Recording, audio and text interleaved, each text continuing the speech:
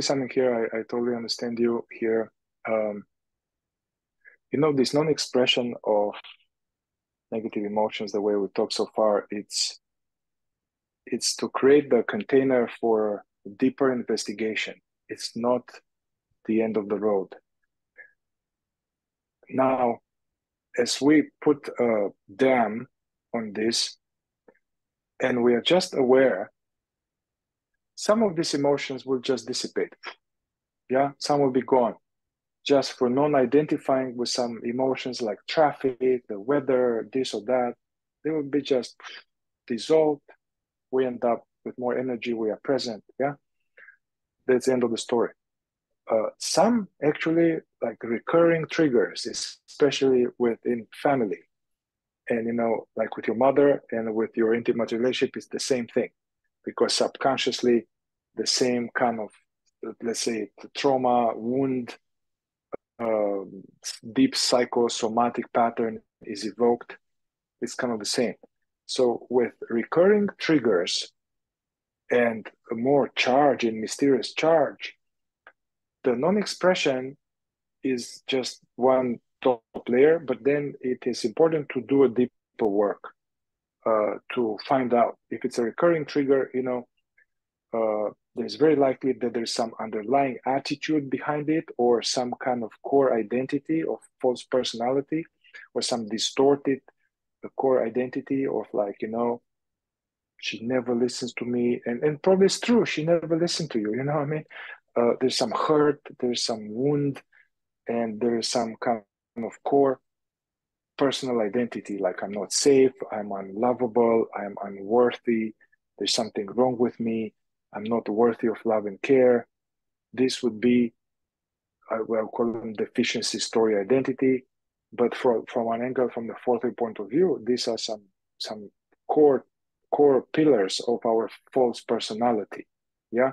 And then there one needs to do some more like deeper work to bring to awareness this, because it's still buried.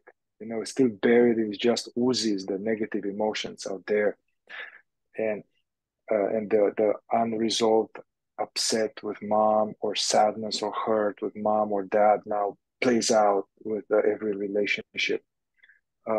So they're still important with some persistent, constant triggers to do a deeper work.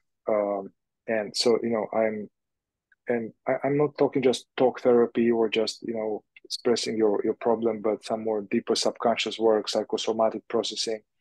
With the role of this is to bring to awareness the energy that fuels this trigger, to bring it to awareness a few times. You bring more awareness of the subconscious. What we talked so far in the first hour or so, that is already here. I'm aware of it. But now there could be some subconscious elements to it that is still important to bring awareness to it, process it, and then you are going to see what you're not seeing, and some of the charge will discharge. Still, in a relationship, it's still more useful to, rather than lash out, that's not going to help the relationship, it's not going to get our needs met, and now you're expressing negative emotion. So it's still good to have this, the non-expression, but then do some other type of work to see what's going on for me here. Maybe there's some old trauma evoked in me that I need to work on to make it more conscious and release it. Or there is just something here that I would need. This is not okay when you are shouting at me all the time, or it's not okay that, so maybe there's some request could be made. Yeah.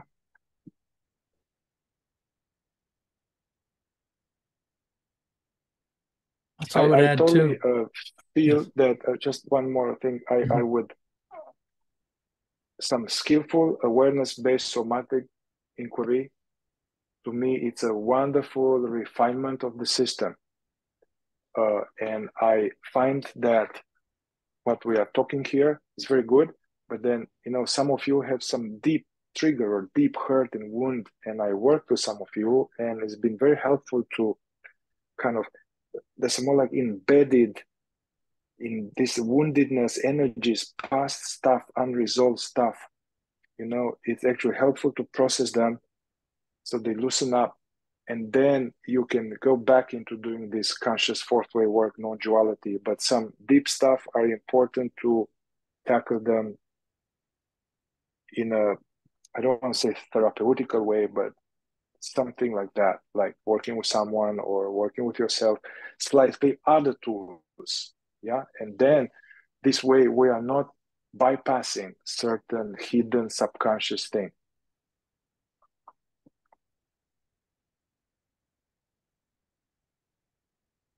Peter? I wanted to distinguish. I don't know Ramiz's the full context, but I want to distinguish between two areas. One is if someone is consistently expressing negativity toward us, that's something by itself. As Mihai said, that's when, a certain request can be made, or please don't speak to me like that anymore, or no, I'm not going to go with you today because I know if I go with you today, you're going to be attacking me, not all day with this verbal stuff. I don't want that anymore. That's one thing. The other thing is when it's just someone's behavior. They're not on time. They're late. They're making you wait. They looked at you a certain way. What I don't know. When it's like that, and then there's still this, we're accusing them internally. We're accusing them, we're blaming them, we're resentful toward them. This is the realm where the fourth way would bring in the approach of attitude, trying to look at this blame, this accusation, this resentment, this irritation more from the context of what kind of thinking is going on in me that's blaming, that's accusing, that's irritated, and using the occasion to examine the thinking. Because, as Uspensky pointed out, many negative emotions are based on some form of wrong thinking.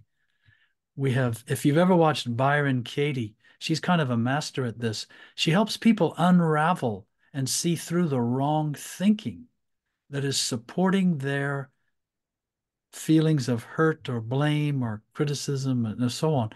And it's very similar. There's a lot to learn from her method, that 4-question method. I don't know if you're familiar with it, but it's very interesting. And to me, it relates to the idea of attitude and how powerful an effect our attitudes have on our emotional reaction. And so a lot of negative emotions are a complex infrastructure of wrong thinking. And when that infrastructure is in place, then we feel the negative emotion and we give ourselves permission to express it. Somebody else is to blame and so on. So in cases where it's just behavior of other people, not negativity coming from them, that's different, but just when it's just behavior and we are bothered by their behavior toward us, then to use it as an opportunity to look at the thinking and to pose the question, could I think about this differently? What if I thought about this from a different point of view? And our points of view are so habitual. This can take time to unravel and not immediately react with this bundle of attitudes that we don't even notice most of the time. And this is another value of not expressing the negativity. It begins to expose, oh, there's a bundle of wrong thinking going on in me relative to this person. So I don't know, Ramiz, if that speaks to your. But one of the beautiful things you said is you realize it is in you, but now, then it becomes looking further, looking deeper into where is it in you, what kind of thinking is supporting it. Thank you. Gurdjieff was a hypnotist by day, and he was very much interested in the subconscious mind. The fourth way we got now in print is some fragments of something. And I happen to be a psychotherapist, somatic psychotherapist, and I have seen what's hidden. So now, using fourth way terms, there are some wrong attitudes which generate unpleasant emotions. Okay, but there was wrong attitudes about oneself, so to say. So everybody I work with has some type of subconscious limiting identity belief, deficiency story, like I don't matter, I'm not worth it, I'm not safe, the world is not safe, I'm not good enough, or I'm better than you guys, I know better. Yeah. So these are subconscious, and these are very touchy. This feeling of me is very touchy and sensitive, and it's false personality, it's not essence. And when something goes there, then this is going to create a lot of negative emotions. So if I believe subconsciously that I'm unworthy, or I don't matter, or I'm better than you guys, then out of this subconscious thing, I'll have sadness, fear, depression, doubt, beating myself up, puffed up, all of that. So we need to at some point go to the deeper level too, you know, and